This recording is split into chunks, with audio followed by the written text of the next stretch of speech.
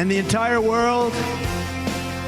I tell you this, we want our hostages back, and they better be back before I assume office, or you will be paying a very big price. Morning glory, America. Bonjour, hi, Canada. I'm Hugh Hewitt. That was, I think, the most important line in a long speech by Donald Trump last night. We are going to review it now with Ben Domenech, editor-at-large for The Spectator, Fox News contributor, friend of the program. Good morning, Ben. What did you make of that line before I get your general take on the speech? Well, I think that line was, as you said, probably one of the most critical of the speech and really, sends the message. The thing that was sticking out to me about this whole speech was, and the approach to it, was that you don't want to make the mistake of getting too far into the mindset that your win is going to be automatic. And, I think that was a little bit of the concern going into this convention from my perspective among smart analysts of what's going on politically. I think that line is obviously one that is based on the idea that, look, hey, I'm coming back, and this is going to be a very big shift when it comes to American foreign policy, perhaps bigger than any other area of policy in terms of the immediacy of it, and how much it's going to represent a break with the Biden administration and their agenda. And I think that was very important for him to deliver that line and to have it have the purchase that it did. And I think it's going to be in significant contrast to anything that we see coming out of Chicago and the Democrats. Now, I'm going to get to the Democrats in a moment. I want to talk now generally about the GOP convention, about Senator Vance. But first, a note, every single legacy media outlet blasted Donald Trump for going long. It's as though they are in an ice cube frozen in the Arctic. They don't understand that a speech is not a speech. A speech is a setting for 1,000 different takes on social media. Who is running these newspapers and legacy media outlets, Ben? They are simply clueless about how you run a convention. Well, I think that they're also clueless about how this works in the modern era of social media and the like. It's just not. It's absurd for them to have that kind of criticism. Look, just to get back to the point I was making, I think that there's a feeling among Republicans right now, and understandably so, that a second Trump term is virtually inevitable. That they are storming toward a big win, and that there's very little that's going to stop them from getting that win. And they can see that, written out in the polls in swing states, and obviously, the analysis of some very smart people. That being said, I don't think that they should make the mistake of assuming that that's an automatic thing. Oh, they can't be Hillary in 2016. Wouldn't that be ironic if they think they're just going to coast on in and they mail it in and they don't do the groundwork and they don't make the calls, and then all of a sudden on election night, jaws are hitting the floor because Joe Biden or whomever with 10 points behind in the most recent tracking poll from X, Y, or Z, and then the nominee, whoever it is, wins, beats Trump. Yeah. I mean, this is the thing that I'm actually very... I wouldn't say concerned about, because I think there are enough smart people who pay attention to it. But I have been sort of saying to a lot of the Republicans who come up to me and say, this is looking like a wave. And I said, well, it looked like a wave in 22. And it looked like we've seen these sort of situations before where things have not panned out according to what expectations are, and 4 months is a very long time. And so the work has to go into it. The actual effort has to go into it in order to get across the finish line. And so I think that there are enough smart Republicans out there who understand this, and they're going to be dedicated to it. They're going to put their nose to the grindstone, and they're not going to get distracted. But the biggest mistake that they could make at this point is to get distracted and to assume that just because they are energized, because their reaction to the attempted assassination, to the naming of Vance, et cetera, is ebullient, that's something that everybody else is going to be along for as well, because that's not the case. And forever, fire back, and they're going to fire back hard. It is a forever period of time between now and then. There's going to be much drama. The race will close no matter what his lead is. He's going to get a bump. He's going to get a bump from surviving an attempt on his life. He's going to get a bump from Vance. He's going to get a bump from his speech. He's going to get a bump. And then it will close. It always does. I mean, I've been doing this since 1976, running the Ford campaign in Massachusetts for college kids and younger. And Ford was so far behind, and he closed to almost winning. If it had been 3 days later, he would have won it. And there will be ups and downs, and everything will accelerate, and Israel could be on fire. They just can't. They cannot put it away like this. Now, Ben, Mary Catherine Ham is your age, and you are both JD Vance's age, not my age. I interviewed JD back in 2016 as a young man in a hurry, and who had written a marvelous book about my state, not very unlike, in his hometown, Middleton, not very unlike Warren, Ohio, a burnt-out steel town where the mills have closed and the car companies have packed up and gone with a drug problem and deaths of despair. I thought his speech was great, but Mary Catherine described him to me in a way that was arresting. She said, and she knows him off stage. I only know him on stage. I moderated a debate with him. I've interviewed him scores of times, but I only know him publicly. She told me he's quite kind, and I was very surprised by that. Do you know J.D. Vance? So I know him a little better than the average bear. I've interviewed him and interacted with him a bit over the years. I was actually kind of I know this is going to sound odd, Hugh, I was actually kind of a critic of his book because I felt like he was leaving some things out that needed to be in there. And J.D. being the sort of intelligent person, curious person that he is, that meant that he wanted to interact a little bit more.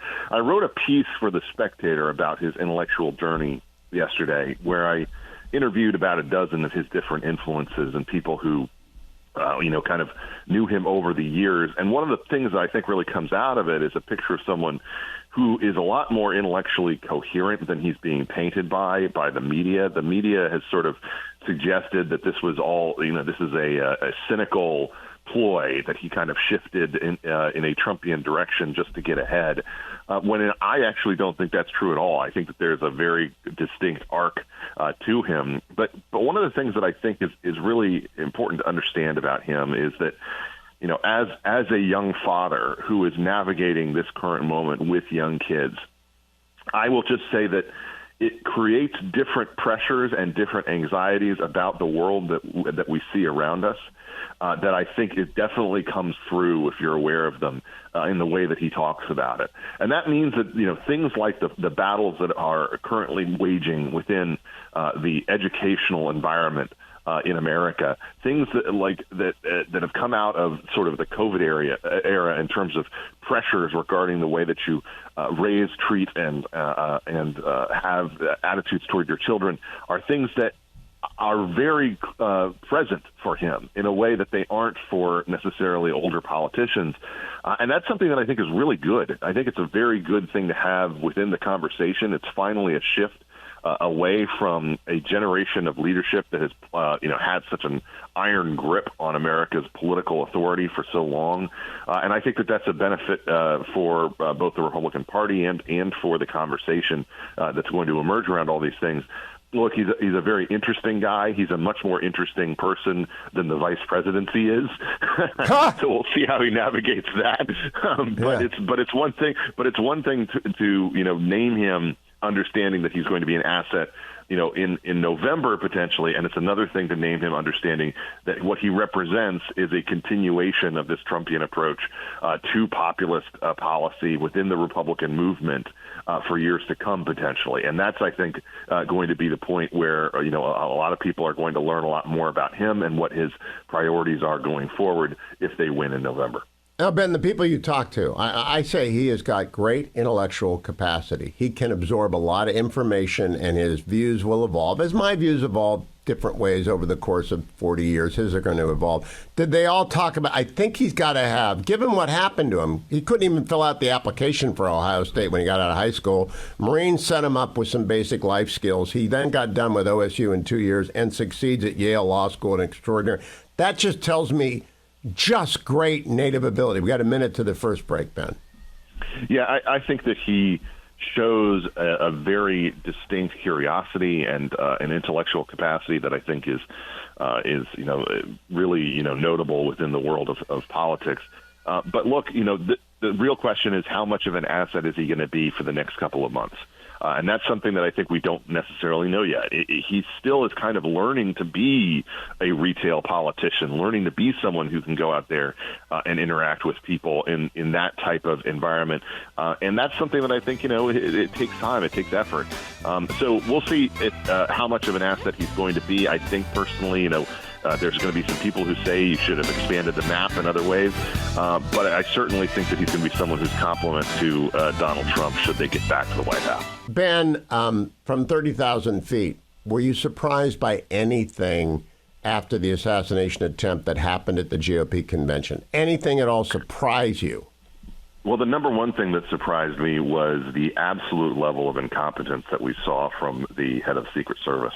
I just think that is a shocking development. And, this is one of those jobs where you can't afford to ever screw up. There's a short list of those jobs, and it's one of those things when it comes to political appointments.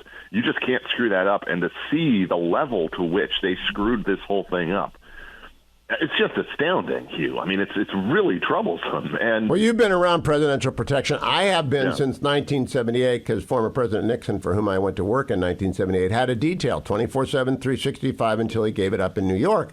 And they're professional. The teams are professional, but if they can't be everywhere, they can't. They were relying on local law enforcement, and they didn't have comms. Yeah, and I think that the number one thing that needs to come out of this is transparency in terms of how they screwed up and what went wrong. I mean, I'm sure you've seen the footage by now of a group of senators, and when I say these are people who are not known for chasing people around, convention centers, asking questions of the head of the Secret Service as she walks through the convention center in Milwaukee, the American people deserve answers on this front, and they deserve accountability on this front. We can't have anything like this ever happen again. And we can't have conspiracy theories. They just have to say, I screwed up. I didn't give the agents. I wish I had. I quit. Because you know what's happening, Ben? The fish tank of conspiracy theories is filling up fast. It's absolutely filling up fast, and that's why we need to know what actually happened and who actually screwed up and why it happened. And I think that, in this case, Hugh, one of the things that's happened is that in the era of technological advancement, the people who actually succeed at pulling off things like this, whether it's the October 7th attack or anything else, it's people who kind of navigate through the holes that are left by that technological advancement, the sort of low-tech approaches that are able to succeed. And that's exactly the kind of thing that we need to be mindful of, our Secret Service needs to be mindful of, and we cannot ever allow this to happen again. Imagine the kind of ways that this nation would be tearing itself apart today if this shooter had been successful in his mission. It would have been an astounding event and something that would have been much, much worse than it obviously turned out to be. Ben, Washington, D.C. is a giant gossip machine. Used to be Drew Pearson ran Washington Merry-Go-Round, and there's an entire industry, and it's built up by newsletters and pretenders who say they're in I don't know anything about what's going on in Delaware. I have one conversation with one Democratic insider who confirmed for me that members of the House, senior members of the House, want him gone. But I want to read to you two paragraphs from this morning's New York Times. Mike Donnellan, Mr. Biden's longtime senior advisor and one of his most loyal confidants, has told the president that the race remains competitive despite Democratic doubts and some of the public polls, insisting that there is still a path to victory, according to other advisors. The president's family has also been supportive of his sticking it out, noting his long history of overcoming the odds and defying skeptics. Proud and stubborn, Mr. Biden keeps a mental checklist of all the times he has succeeded after being told that he could not, and he tends to dig in the more he is pushed to change. But the mounting demands to step aside now come not from ancillary players or media commentators, but from the very Democrats who have been his most important allies over the last several years. For a president who prized his relationship on Capitol Hill, it reflects an extraordinary fall. Ben, I think it's a tragedy because he's a sick old man and should not be in the job. He should have given it over to Kamala Harris already.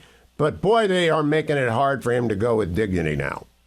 Yeah, they are absolutely making it tough to go with dignity. And that's, I think, a huge mistake on their part. If you actually want to see him walk toward the exit, you're approaching it in the exact opposite way of the path that you ought to have in terms of trying to encourage him to go in a way that would allow him to exit with his head held high. Look, he's been in politics for half a century.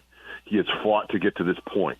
He believes that he has achieved some great things while in the White House, and that he has been, in some of these quotes, it sounds like he thinks he's kind of an essential man when it comes to the current foreign policy moment. I personally obviously think that's absurd, but that's the way that he sees himself, and it's probably the way that his family sees him too.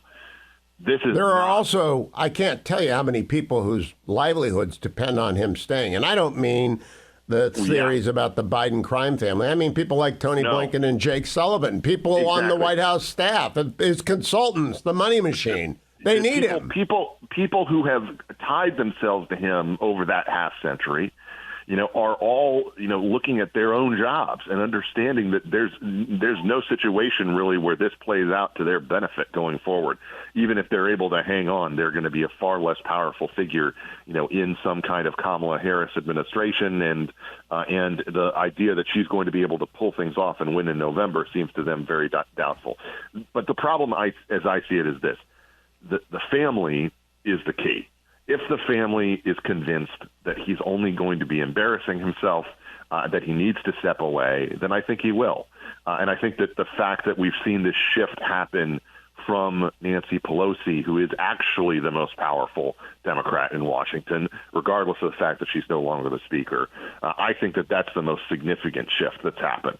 She has looked at the poll data and she's determined that he's not likely to win. And then she started sending all these signals via the people who are close to her, most notably, most recently, Adam Schiff, that, look, we got to deal with this, Joe. And I don't want to be the one to come out and say you've got to go, but I'm going to, sort of intimate this to the Ben, press.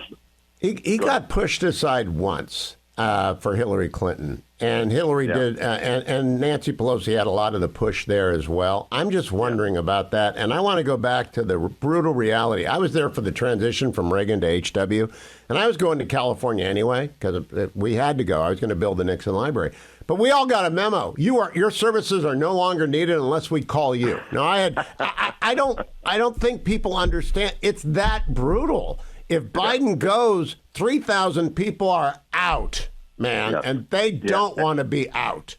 They do not want to be out. They want to have their hand on the wheel, and they don't. And they understand that that's not going to be the case if he leaves. And this is the situation that I think Democrats should have done the work to avoid in the first place. And the only reason that they didn't, I think, is because the media allowed them to continue under this delusion that they were going to be able to get across the finish line without anybody recognizing how much this president has decayed in office, how much he is incapable of fulfilling the job of the presidency anymore. And the voters are aware of that now. Everyone's aware of it now.